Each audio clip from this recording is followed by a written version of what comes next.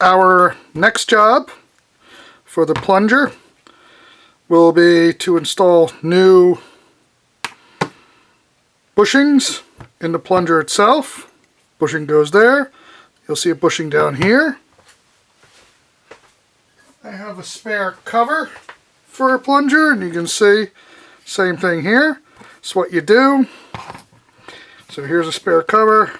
Here's the other plunger part. So I made this shop-made tool, this homemade tool here.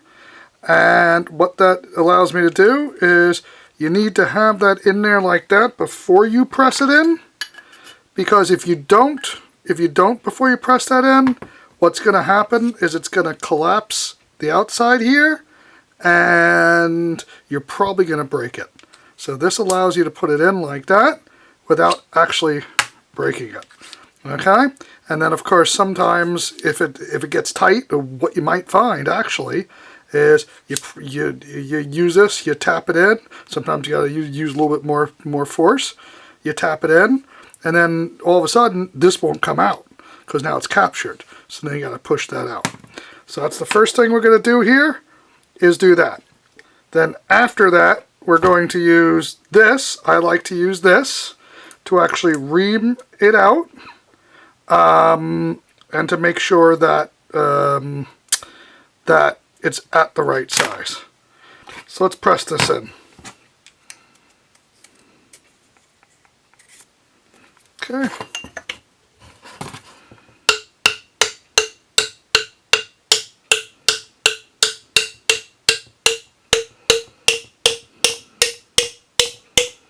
That was actually easy. That was easier than most. Sometimes you gotta bang them, sometimes you really gotta lay into them. So now that we have this pressed in, I'm not going to show this to you, but I'm going to use this to go in there and to actually go, I push that in, and then I use that to actually go in there and go around and open up the hole here, to open up both sides so I can slide this in and out very nicely. Take the two spares, so put them over there. So the next thing I'm going to do is put this onto an end of a drill. And I'm going to go in here, and actually open it up, because this will not fit in right away. This will not go in right away.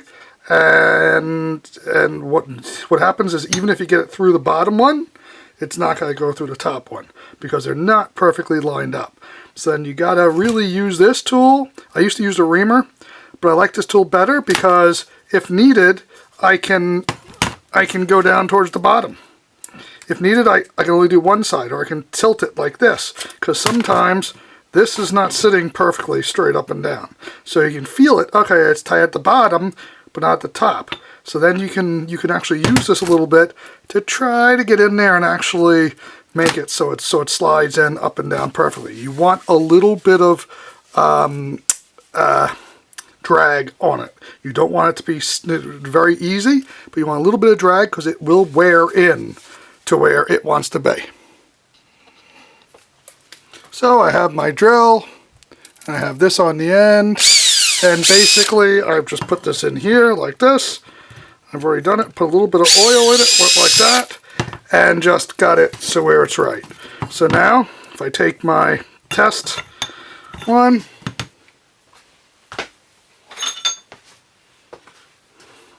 I usually like to try two. Test one, and it just slides in.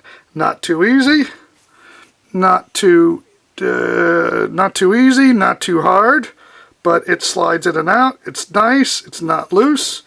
That's that. And that's the way you put these in. And that's the way you adjust them. You adjust them that way. That's the way you put them in. And that's the way you adjust them. And now they're in there. And that's it. That's really about as hard as it gets. Now, same thing for the other side. You do the same thing for this side. Okay, same thing. You put it in here. You can say I haven't changed these yet. Okay, I haven't put new ones in here yet. But same thing. When you're driving this out, I'll show you how to drive this out.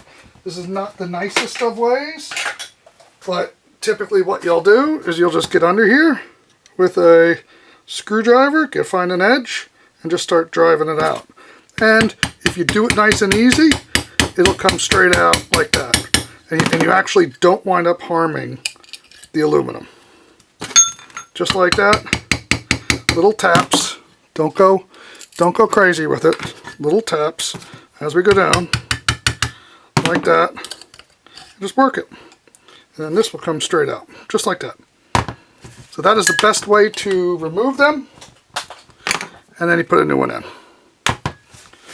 So I'm not going to do that. This is my spare. This is my spare that I have for fitting up, and one that I might use on a motorcycle coming up. But this one's done. That's for the R51/2, and pretty much now it's all ready to go.